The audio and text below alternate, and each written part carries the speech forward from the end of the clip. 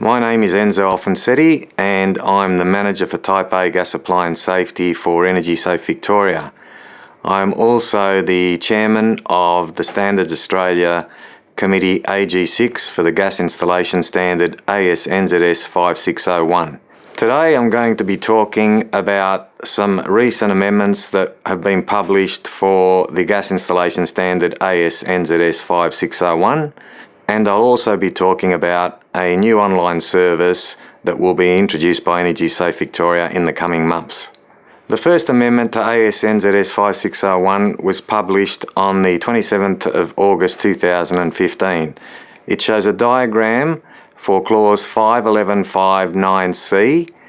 The diagram shows where there is an object in the direction of discharge of a vent terminal, then the exclusion zone for ignition sources and openings into buildings is a sphere of radius L, as determined from the table provided in the diagram. AS/NZS 2492 covers cross-linked polyethylene for both water and gas applications, so has been added to AS/NZS 5601 Part 1 as acceptable consumer piping for gas. This piping, unlike multi-layered composite pipe, to AS 4176 Part 8 does not contain an aluminium core. Hence, it is important that this piping is only installed below ground and not beneath buildings, so as to ensure that it is protected from UV degradation and mechanical damage. There are three types of PEX pipe to AS/NZS 2492 as follows. PEX A, peroxide is mixed with the polyethylene before extruding. Cross-linking occurs during the extrusion process. PEX B, silane, silicon hydride, is grafted to the polyethylene during the extrusion process to cross-link the pipe. And PEX C, electron beam used to irradiate the extruded tube to cross-link. Cross-linking improves durability and temperature resistance of the polyethylene. Cross-linked polyethylene for gas applications must be yellow for use with gas in accordance with clause 342 of AS/NZS 2492. Composite pipe to AS 4176 Part 8 has no such colour requirement. There has been confusion in the industry as to whether marker tape was required only for purely plastic piping or also multi-layered composite pipe, given that it has an aluminium core. Clarification has been provided that marker tape must be laid for multi-layered composite pipe also. Hose assemblies are not to be joined together, as this could result in the entire hose length exceeding the maximum allowable length of 3 metres. Also, additional joints are potential leakage points. Where the integrity of the chimney is compromised, for example cracks in mortar, holes in the hearth, a chimney liner must be installed. This is to ensure that combustion products from a space heater do not enter the living space. A definition for a chimney liner has been included as follows. A continuous duct made of a material which complies with Table 4.2, other than bricks and mortar, that is installed inside a chimney and designed to carry flue products from the appliance flue connection to the flue terminal. A new diagram depicting installation of fan-assisted appliances on balconies with one side open has also been included.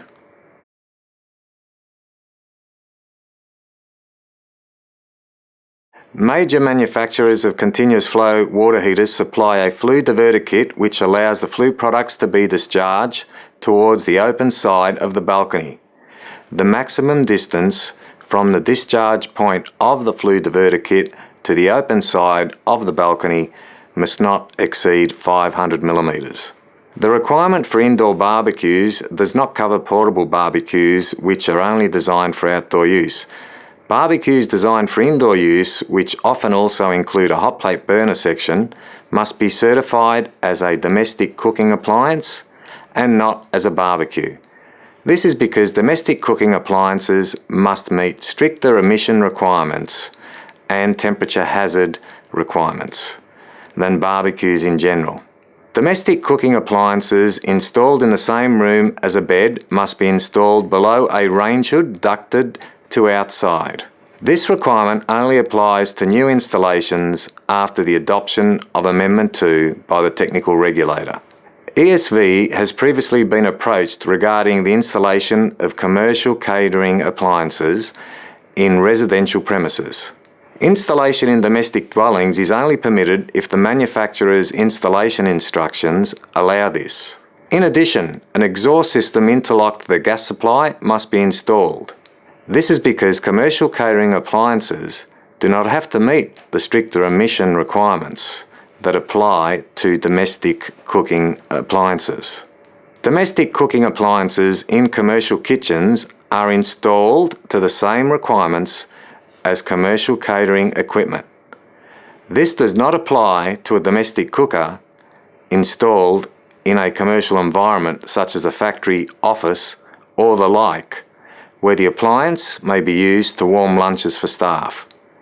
The requirement only applies to domestic appliances installed in commercial kitchens where the intention is to cook food to sell to customers, for example, in restaurants, takeaway food shops, and etc. Barbecues and patio heaters installed to a reticulated supply must only be used in outdoor areas, examples of which are shown in the next two slides. This would typically apply to fixed installations of barbecues and patio heaters in alfresco areas.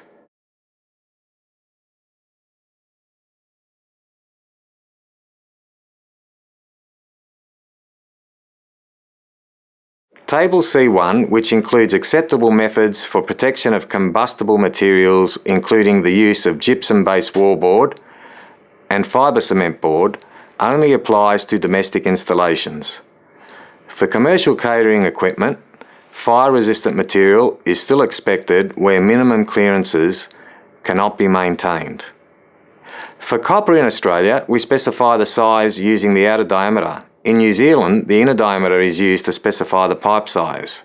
It was brought to the attention of the committee that a pipe sizing table for steel pipe at 1.25 kPa supply pressure was missing. The combustion product spillage test for fluid appliances was revised to align with practices used in the United Kingdom. The main change is that a smoke test is conducted first, adjacent to the appliance, with all exhaust fans operating, to ensure that there is no negative pressure at the appliance.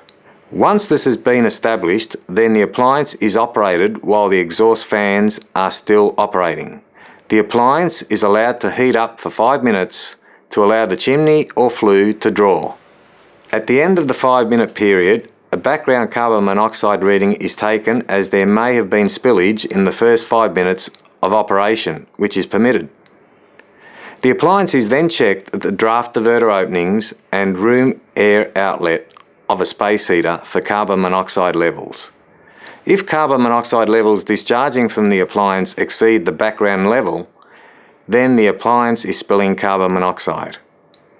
If the smoke test at the beginning of testing establishes a negative pressure at the appliance, and the gas fitter believes that spillage is still unlikely given the nature of the appliance, for example, an inefficient decorative log fire with high gas consumption, then the gas fitter is encouraged to operate the appliance for 5 minutes and then check for spillage using a carbon monoxide detector or a combustion analyzer.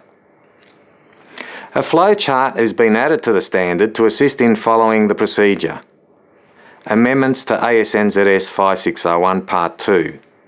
In caravans and boats, pressure regulators can be accessed with the use of a tool, whereas manual shut-off valves must be accessible without the use of a tool. A new diagram has been provided to clarify the requirement for clearances from LPG cylinders to openings into the living space of a caravan.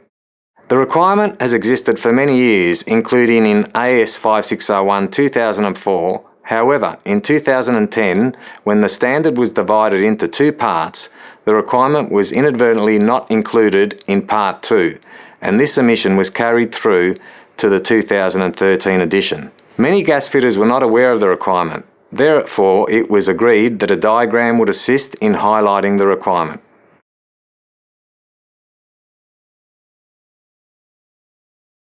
Clarification that where an upper and lower vent is used to vent or allow for drainage of leaking gas in a cylinder compartment, each vent must have a minimum free area of 5,000 square millimetres. Hose assemblies can be accessed with the use of a tool in boats and caravans. Electrical isolation switches for gas appliances must be accessible without using a tool. The informative Appendix L contains diagrams of what are considered outdoor areas. However, a new requirement has been introduced which refers to the diagrams in Appendix L and requires that barbecues and radiant heaters designed for outdoor use are only installed in outdoor areas like those shown in Appendix L. The previous leak test in AS/NZS 5601 Part 2 did not clarify if the gas installation in caravans and boats was leak tested up to and including the gas appliance. The new leak test clarifies this by introducing a two-step process which first consists of a pipe work strength test at 14 kPa, which does not include the appliance, followed by a gas tightness test at operating pressure with the appliance included. ESV Connect and GasTrack. A new online service, ESV Connect, for gas and electrical practitioners will include licensing for electrical practitioners. Licensing for gas practitioners will still come under the Victorian Building Authority and its online service, eToolbox. A new portal within ESV Connect called GasTrack will enable gas practitioners the ability to submit and manage applications for Type B and complex gas installations online. GasTrack supports all file formats and includes the facility for the uploading of photographs, in addition to documentation. Further detail will be provided in an upcoming series of seminars to be held by Energy Safe Victoria. Details will be provided on our website. This concludes my presentation.